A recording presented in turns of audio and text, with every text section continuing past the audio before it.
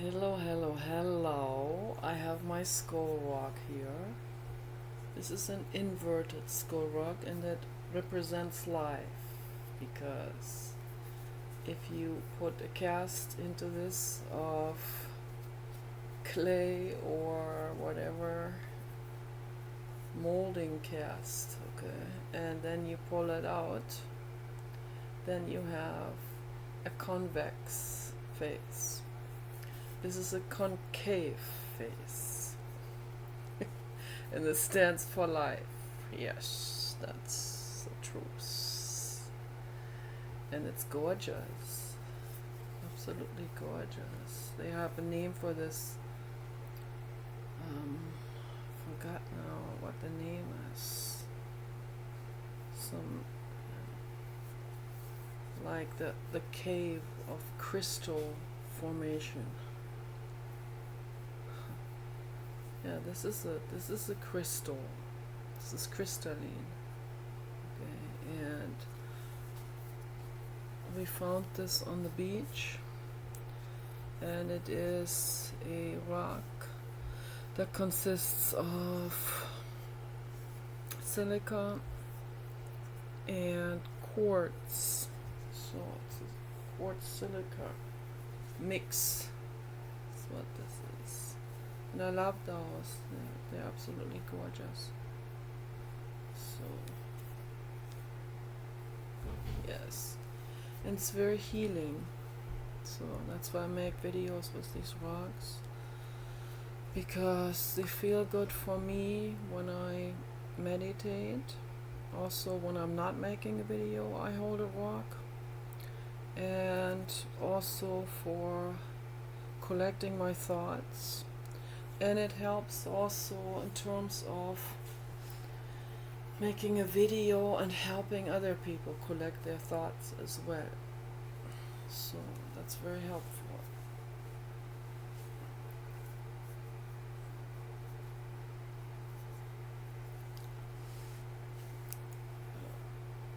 My belly is very fat. But whatever. It's okay. That's alright.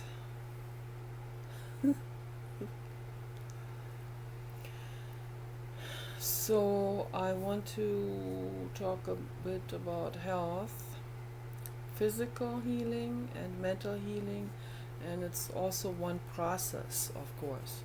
So what I always do is I put fresh ivy leaves into my boots, and I recommend to other people to do the same. You put a whole lot of ivy leaves into your boots. You can also use rhododendron leaves. You can also use English laurel, and English laurel leaves they look similar to rhododendron, and they all have healing capacities, and you can also make tea with them. English laurel is more poisonous than the other. Poisonous in the way that if we take too much, then it can cause things like heart rate to slow down, and sometimes it slows down quite a bit. And too much of rhododendron can also cause hallucinations, but you would have to drink a whole lot of that. You would have to make an enormous concoction with it and put, I don't know, 200 leaves in it or something like this, and then drink a whole gallon of that in order to see anything that you normally don't perceive. So, but I don't recommend that because I don't know what that does to the liver. Even medicinal plants, if we take too much of it, or if we take them every day for years, then that may also cause, I don't know, liver to clog up, or liver toxicity, or it might, I don't know what, it can cause endocrinological disruptions or chemical imbalances or whatever, or even habit forming where the brain then kind of in certain areas of the brain where the capacity, the normal natural capacity will kind of slow down. And this is really something that happens throughout entire medicine in general, not just holistic medicine, but of course pharma medicine. It's like accumulated. So if we take any kind of pharma drugs, then the natural function of the body will slow down. It's a habit forming. It may not be addictive in a sense where we crave it, but the body forms some kind of dependency on it. That happened to me when I was on antidepressants and antipsychotic medicine. That happened to me when I tried to withdraw in 2002, and that was a real rough time in my life. I overdosed in 2001. Ended up at Daniel Freeman Hospital in LA. That's a big long story. That was absolutely horror. I can't explain it in any other way. It was just like a horror movie of some sort, in the ER, what I did there. Monster Nicola terrorized and terrified everyone there. Of course. Well, that was something. That cardiologist, the next day, he came into my room and he snickered and he said, "Wow, you did quite a show there." I don't even remember, because I had taken like 100 pills of antidepressants and antipsychotic medicine that I received from the psychiatrist. They were samples that the psychiatrist was giving me for free. I have to pay for the office visit. He gets those samples from the pharmaceutical industry to get people hooked, or to, like a sample, wow, to poison the liver with it. And so that was pretty rough, and that was all pretty rough. So, and then in 2002, I tried to quit all of that. And the first time I quit it, I had such enormous, like all of my mental illness problems were coming back at me 1,000 times worse than before even. So that's when I saw the body or the brain, the endocrinology, the neurology, the nervous system, the central nervous system, certain functions to calibrate your equilibrium between the different chemicals that are being manufactured in your own brain and released, so that these functions can go to sleep. If a drug comes in and kind of signals to these functions, you don't have to do anything, I am already taking care of it. And that's when this habituation forms, like the brain thinks that the brain is basically tricked, so the brain is tricked into thinking, I don't have to do anything, I don't have to produce any of that. Okay, there's a drug that comes in on a regular basis that takes on that function. Okay, so, and this may not be a craving addiction, but it is an addiction because the body functions slow down in that regard and expect the drug to take on that function. Okay, so that's a habit forming, and that's very dangerous. Okay, very, very dangerous. And at the same time, the drug that comes in is not natural. It's not naturally produced by the body, and it causes liver toxicity, particularly if taken long term. That's really serious. So I knew about all of this already. I had studied that. And even my psychiatrist, Dr. Shapiro in LA, older man, he was very nice, and he even said to me, kiddo, I don't know if that is so, that is not the ultimate solution for you to take from us. I was like, wait a minute, my psychiatrist is telling me that? Well, that made me like him more. So, but he gave me those samples anyway, and then I came back and I told him what I did, and then he said, well, you could have become a vegetable, and he pointed to these plants in his pots that were standing behind me. He said, you're very lucky that you didn't have any brain damage.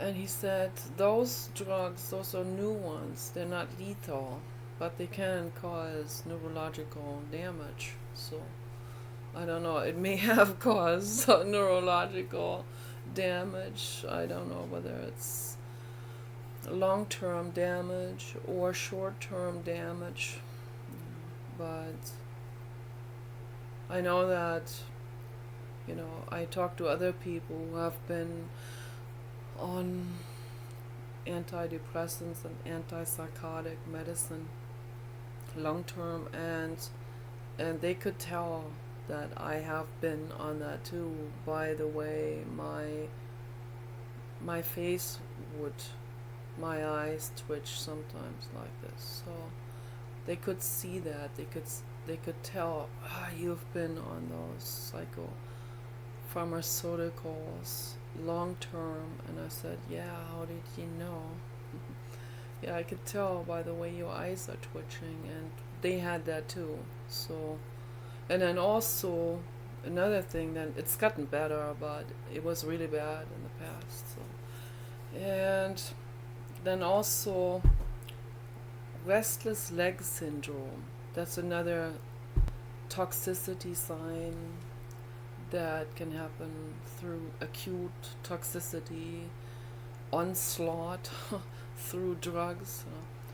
And it can also then become long-term neurological damage, where the restless leg syndrome persists even after people quit the drugs. So I've had that much worse in the past. It's also getting better. So these things can heal in time, but they do have long-term issues. So it can persist for a very long time, for many years after we quit these drugs.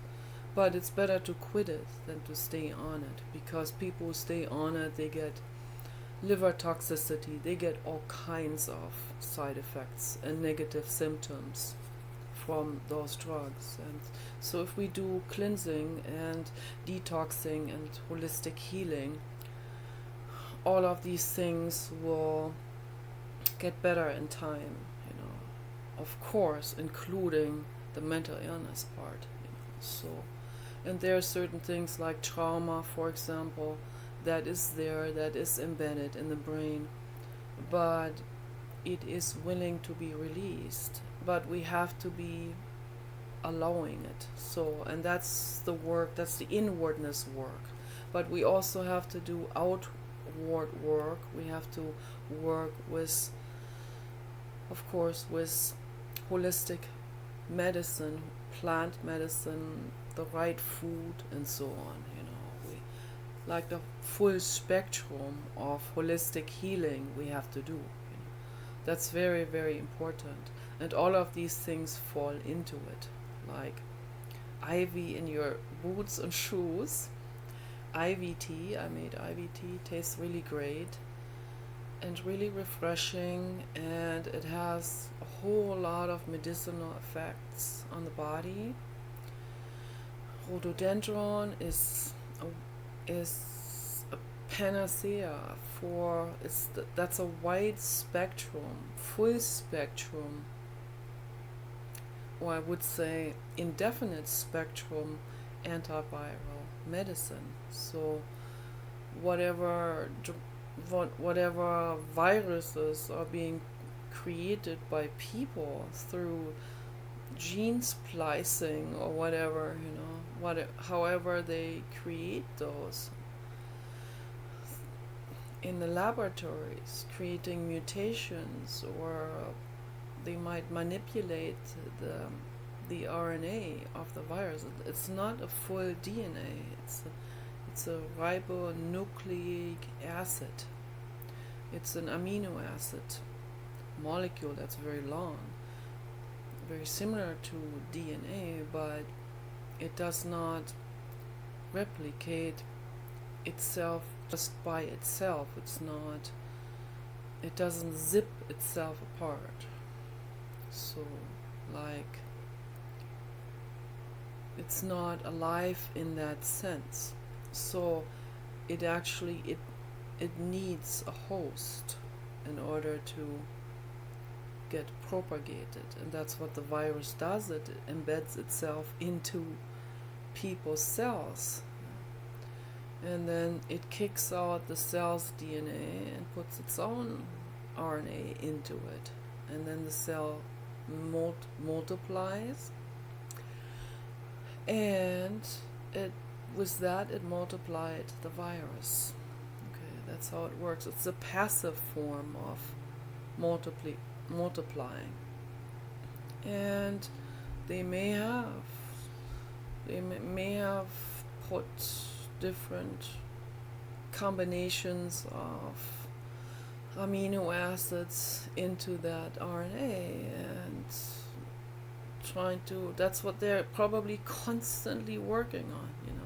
What does this, what does that, what if we put this in, what if we put this combination in of whatever these 4 amino acids are: guanine, adenine, cytosine, thymine. I believe those are the ones. Okay, and then in different combinations, creating different markers for a different outcome. So, but rhododendron essence gets rid of it. It cuts it apart. I don't know exactly what it does, but it neutralizes it. It makes it, I believe it fragments it, and then it breaks apart into harmless components that cannot embed themselves into cells anymore. So that's what rhododendron does. It has been studied in labs in the United States and in India at prestigious universities. That information, however, is deliberately withheld from the public. Okay. The studies on oleander are more widespread.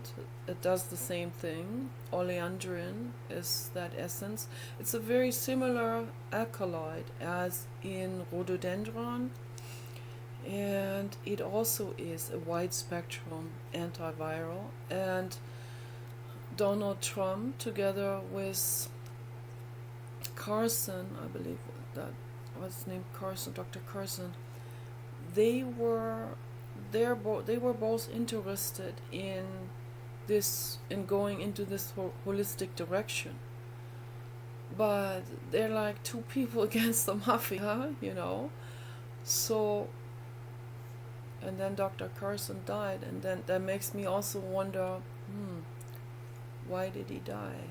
So they'll always have some outward excuse, or yeah, but I don't right away accept that. I don't buy that right away, that information.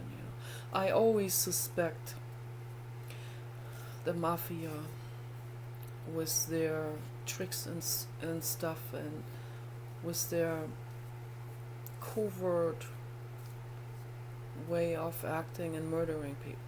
So without, they murder people and make it look like was caused by something else that everyone will believe and accept. But when people come up with holistic solutions, like Dr. Carson and Donald Trump for the virus, then the pharma industry, which is a conglomeration of, this is an enormous conglomeration of corruption. It's a money-making ring. It's a mega cartel, really.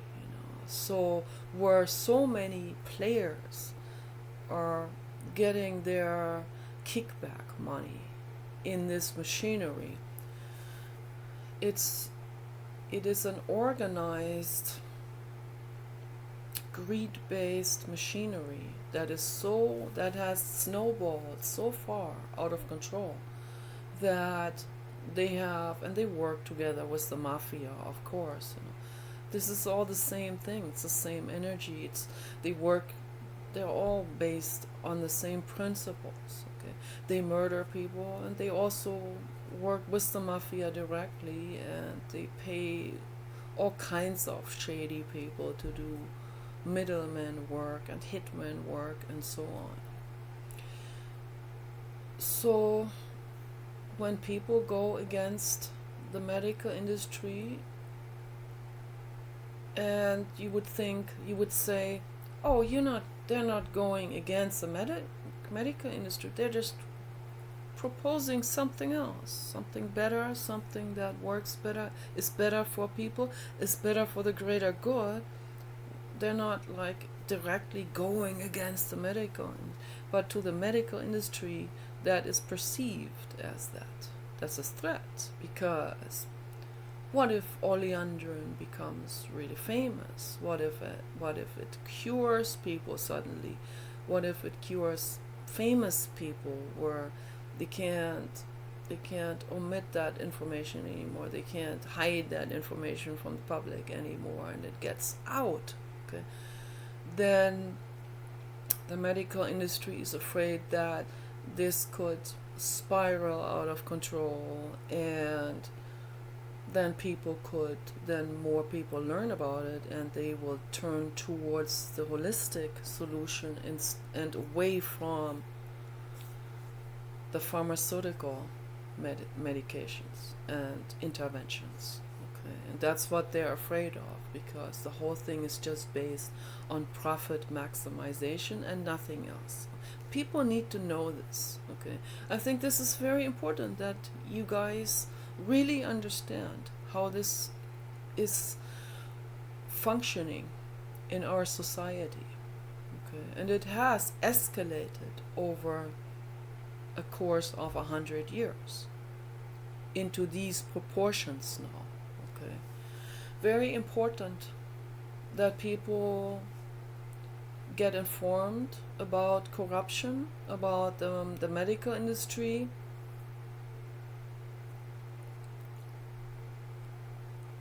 about holistic healing. Okay, it's very important that people get informed.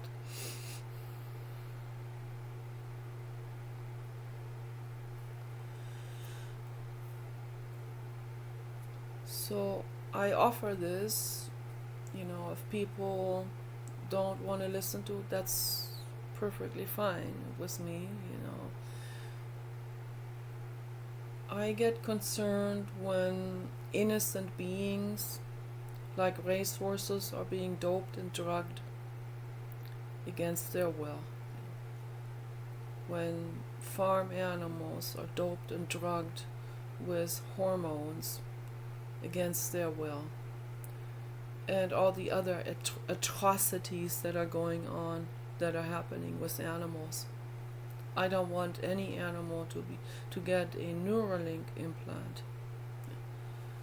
As much as I accept that work, but don't test that on animals.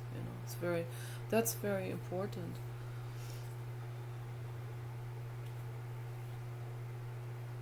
It is the way where we have it the way now, in particularly in the United States, where people aren't even allowed to create something like this for customers unless it has gone through animal trials. Okay. Now that's an atrocity. Okay. This is cold-blooded, callous. This is unethical. Okay. And the legal system is unethical. The pharma industry is unethical. It's horrible. There's so much suffering going on in the world that could be totally prevented. So, but because of corruption, it's not going to be prevented. Because it's big machinery of players that are all getting their kickback money. It starts already with the psychiatrist who gets kickback money for giving the client samples of these horrendous toxins, nerve toxins, that cause long-term damage. Okay, so, but the brain and the body has neuronal plasticity. That means we have the potential to heal everything if we do it right, if we do total detox, okay, which I want to do with everyone in the chat room. Everyone in the chat room needs to go into a sanatorium and go through a complex detox program. Okay. The total detox program. And then emotional stuff will come up. But there are herbal plants, herbal medicine that can prevent you from falling into an abyss. Okay? Because people are addicted. The brain isn't used to being without those drugs. Then if they just quit cold turkey without giving any holistic medicine, without any specific healing plans, which they do in rehab centers, they just let people go cold turkey. And I've seen footage of it. I've seen documentaries about this. I felt terribly sorry for those people. They'd be screaming on the floor in pain and agony, physical and mental, because the brain has gone into habit. The brain has been relying on that drug to create this sort of equilibrium, which it wasn't really. And then if the drug is removed, then the brain is not ready to take on the balancing act. Okay. With the corpus callosum, the corpus callosum is the brain scale that figures out, oh, there's too much of this hormone or endorphin or stress hormone, let me give a balance. And then if the body functions well, then the corpus callosum, I believe, signals to the brain, to the pituitary gland, to create to manufacture these balancing hormones or endorphins. or whatever chemical that the body then needs in order to create an equilibrium, in order to continue to function properly with everything, in order to not go into a complete shock or of being overwhelmed or whatever. So, for example, when people experience a shock, if they're not healthy, they can get a heart attack. If they're very healthy and they experience something extremely traumatic or shocking, then there are many different things that can happen. Also, depending on the severity of that incident, of course. So there can be, and also this is very complex, of course, has to do with genetics, also with the brain formations, with the ability of the brain and so on how to deal with a certain traumatic and emergency situation. There are people that cannot see blood ever, like my dad.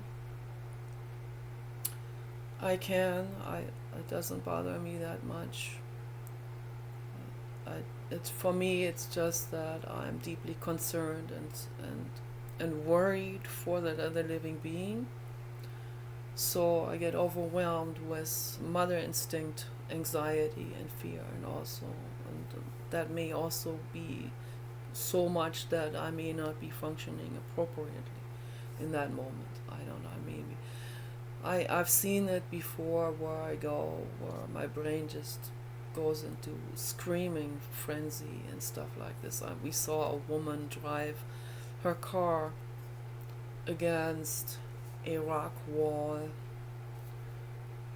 on the 199, and it completely squished in the front of her car, and the car started to emit fumes, and there was smoke coming out of her car, and who knows what kind of injuries she experienced. The first thing we did, we still had the papa, we stopped on the side of the road a little further away, and I went out there onto the street and I was waving people to stop, and I said, there is a woman, she drove against the rock wall, she needs help. And we desperately tried to get our mobile phones to work, and they weren't working there in that area. And another woman came, stopped by, and her phone wasn't working either. And then some guys came and their phones were working, and they called the police and the ambulance. And there was even one ambulance worker who was not on duty, was driving home, and he drove over quickly, and with some other people they tried to get her out of her car to prevent her from getting overheated or getting smoke inhalation and stuff like this. There are some people that function very well and in emergency situations, and those are the people that are very well equipped to be emergency workers for hospitals and ambulance drivers and so on. I could not do that work. I'd be just overwhelmed with that. So, but at least we did the right thing. We waved the people over, so that was good. But this is in a total screaming frenzy. But the screaming kind of was intense. When the people driving by saw me scream like this, they knew something terrible has happened. And some people might not even care, but they get curious then. And then they stop out of curiosity.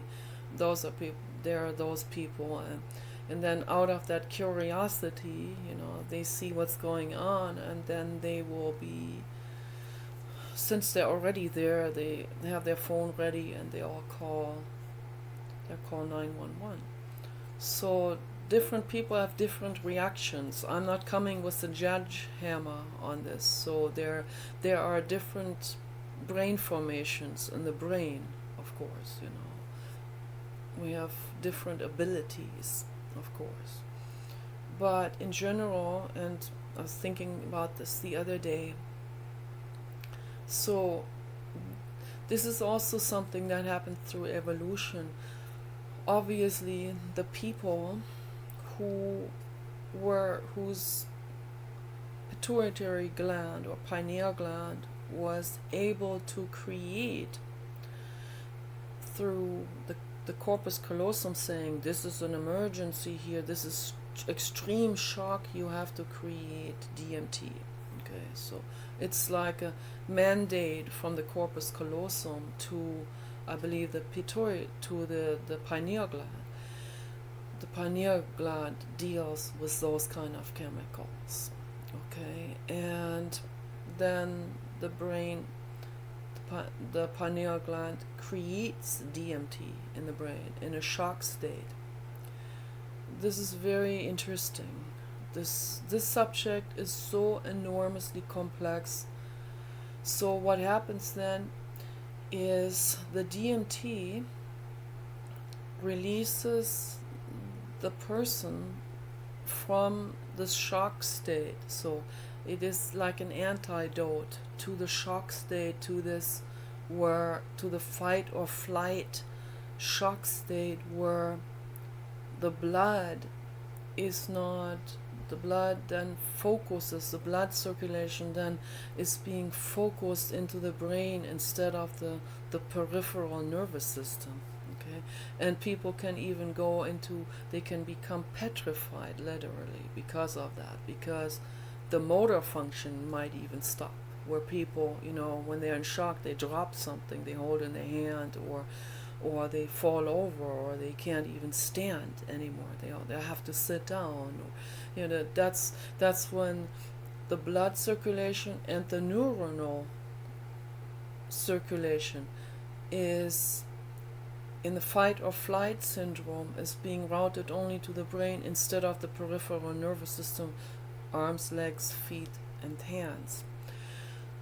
So the corpus callosum says, oh, we need to balance this out. I'm telling you, pineal gland, to release, and I'm just explaining this in a very schematic way. Dr. Robert Sapolsky will be able to tell you about this in absolute minute detail.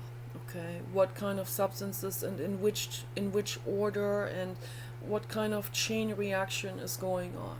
But I don't know it in this total detail, but I know it in a more schematic, broad way to explain what happens. Okay, so, and then the pineal gland releases DMT, which in turn releases the tension and the shock, so that the peripheral nervous system can be flooded again with blood and with neuronal connections and with action potentials going through into the peripheral nervous system, with motor functions and all of that, okay, with heat balance and cold balance and all of that.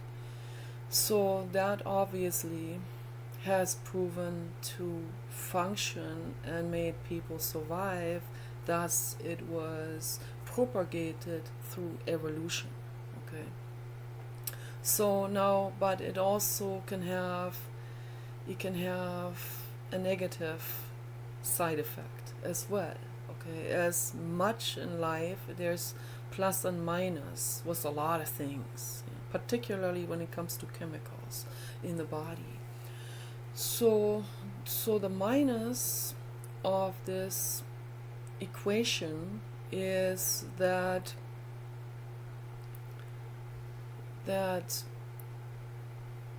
too much DMT then can make people get addicted to this release. And guess what happens in a lot of people, and this is really shocking. It causes a lot of people unfortunately, to start mutilating themselves and cutting themselves. with deep lacerations. They see that, they see this, and the shock of seeing their own laceration in their arm then creates minor DMT releases, and they get addicted to it, and that's why they get addicted to cutting. Okay, that's why. Okay, so that's a negative aspect of it, which can happen. Not to everyone probably, but to a lot of people. Okay, and there was one man from Nigeria at the Teal Swan workshop in Paris, and that was highly interesting. Coming from Nigeria, he has experienced unimaginable bloodbath. Just right there in the open everywhere he went. In towns, in suburbs, in rural places where there are drug lords that runs through there, they just butcher everyone up. It's that corrupt in Africa. It's very dangerous. And he managed to, at some point, get out of there. And I guess he moved to France or England. No, he spoke English very well. I think he moved to England at some point. So he told his story, what happened. When he was a child, he's growing up in the midst of battlefields and slain bodies and bloodbath. And he said it was very, very traumatic and very shocking and horrific, like a living nightmare. And there was this total helplessness in him. And it just kept on going on. So his brain created massive amounts of DMT in order to balance out this ongoing shock. Okay. He said, guess what happened then? He became addicted, and then the audience, they don't know how to deal with this kind of information. They start laughing, which is not a laughing matter whatsoever.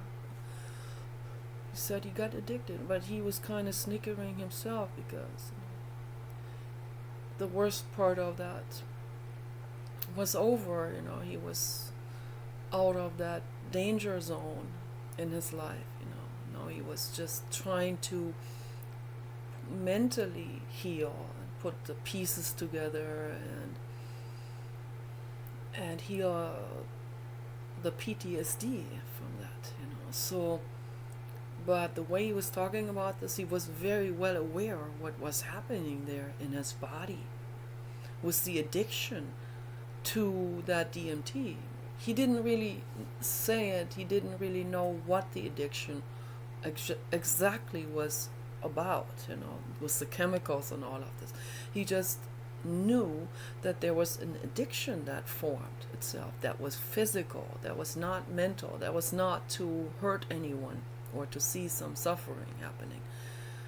It was an addiction that was of chemical nature somehow, that formed itself, and that's the DMT that he got addicted to.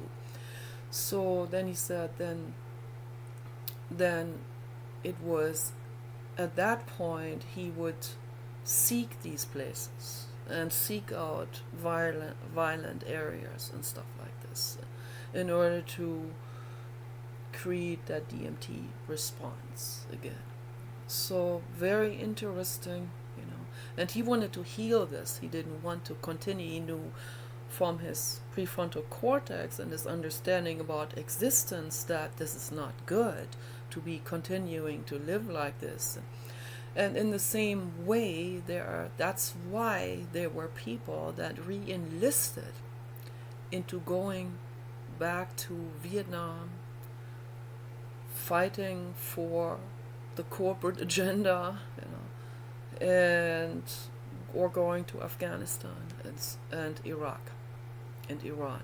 Okay, so that's why there's a chemical addiction that has formed itself, and then they link that up with, they're not even consciously aware about it.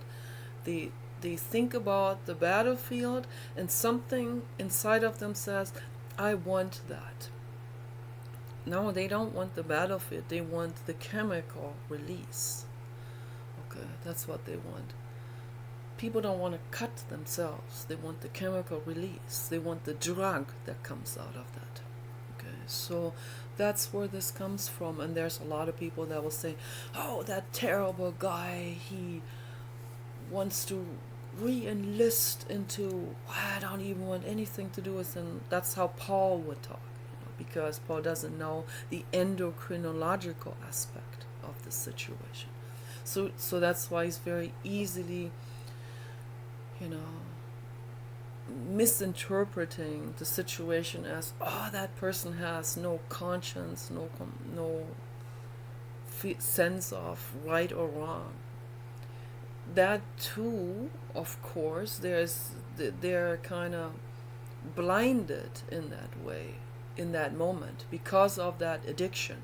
Okay, but it has also to do with they don't have biological information. They are not educated. This is a problem. Okay, that's why I say people need to become very, very educated when it comes to their own bodies. Biology is absolutely vital. Okay, and it should be taught with those kind of examples. It should be taught in school with examples that people can actually understand, and examples from daily living also. Like, for example, how the menstrual cycle works.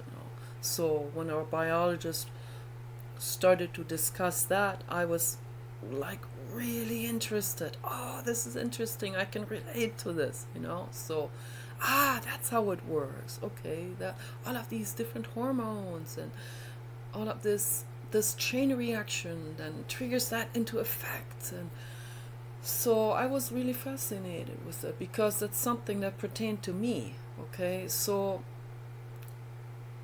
they should teach biology with these kind of things, with things that people can relate to, that pertains to their everyday living and body and function. And also, there should be the taboo subjects that need to be discussed, that need to be taught as well. Sexuality, all of these, the problems, the issues, the emotional issues that tie in, the jealousy, all of this should be discussed. All of this should be taught in schools. But the reason why they don't teach a lot of those things is because most people are unconscious, and they're also afraid to talk about it. They feel ashamed about it. There's pride and shame involved, and political correctness, and all of these kind of things that fall into it. Okay, that makes it extra difficult, and that puts like a brake on the entire educational system. So there's one thing that I was very glad about, what I saw as a development in the Western world's education in sociological psychology. And that was particularly this one thing where when I first studied psychology in 1991 at Technische Universität Berlin, TU Berlin, there was one professor who was still in the Dark Ages. He was coming from Skinner and Watson, from that era of behavioral psychology, which has now been laid to rest and put into the deepest recesses of psychology museums, okay, with a warning label on it. We don't do it this way anymore, okay? But he was still teaching this, and the majority of the people in in the audience, there were like more than 100 people in there, probably 200 people in that audience. Humongous room. And after that, those lectures, I would talk to some people. I was curious. I wanted to know, tell me something. Did this sound correct, what this professor was just talking about? And they would go, yeah, babies should be left alone. They should not be encouraged to scream. And those kind of reactions I would get from girls my age. We were 25 at that time. I was shocked to see these reactions. And that professor saying things like, we need to apply behavioral therapy on newborn babies. Whoa! I mean, that causes lifetime trauma, okay? When the mother says, no, we need to wait a little bit longer every time before we go back into the room. This causes lifetime trauma, okay? I wrote him a long letter later, like a year later or so, after I'd come to LA. And I gave him I had already ordered the Primal Scream at the bookstore in Berlin, and I gave him my deposit rain check for that book. I put that into the letter, and I said, please get the book, pay the rest off. It was just another $10 or something that he had to pay to get that book. I already paid more than half. And I said, I want you to get that book, and I want you to read it. It's very, very important. He probably didn't, but, I tried anyway. This is my form of activism, okay? To educate people, to make the world a better place, okay? A totally uninformed and also identified with that era. Then when there's an emotional identification happening, then it becomes crystallized in the brain to the point where they're in resistance to any new information, because any new information that would come at them would then be perceived as a threat to their ego, to their identification. Okay, so, and that's very unfortunate, and that happens a lot. And a lot of people, professors included, and that makes it extra difficult because they are influencers in the world. They are educators. If they are not educating people with the right information or with anti-information, then things go backwards or sideways or south. So that's what happens. So then I went to LA, I did primotherapy, then I went back to my parents about 3 years later. I went back in 1995, I went back to my parents. I wanted to go back to Berlin, but I didn't know if I could just get in like this, so I applied for general, wherever there is someone jumping off, someone getting out of the university and freeing that seat. So not jumping off a bridge, but dropping out of the university. Then they will, whenever there is a seat freed, then they would allow people to, and other people that are on the waiting list to come in. So pretty soon I got a place in Landau for psychology, and it was just 3 years later, and the professor there for developmental psychology was that, yes.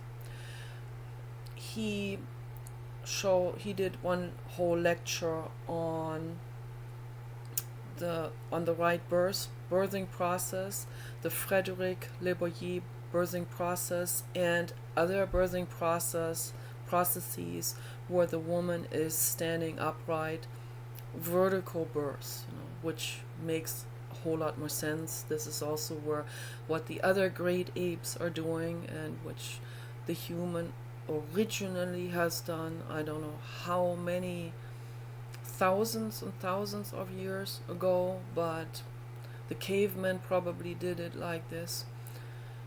And at some point they didn't do this anymore, and that was not good for the woman and for the baby. So it's very important that the baby experiences the gravity as a helper to come through that birth canal. And then also with that came also the immediate love, holding the baby on the chest, breastfeeding, and all of this.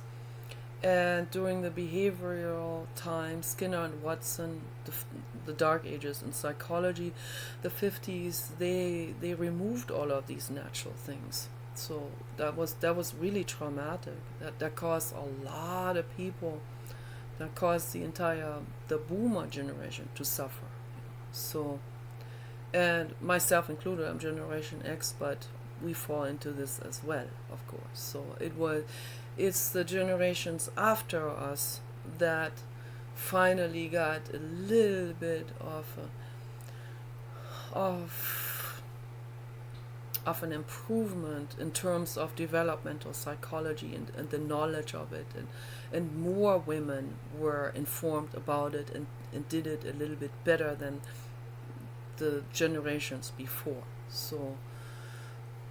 So gradually, with more knowledge, people will apply better techniques. Okay, that's why knowledge, the right information, is vital for our existence, and absolutely vital. So all of this is very important. So it's almost an hour long now. I guess I'm gonna sign this video out. Peace and love for all of you beings.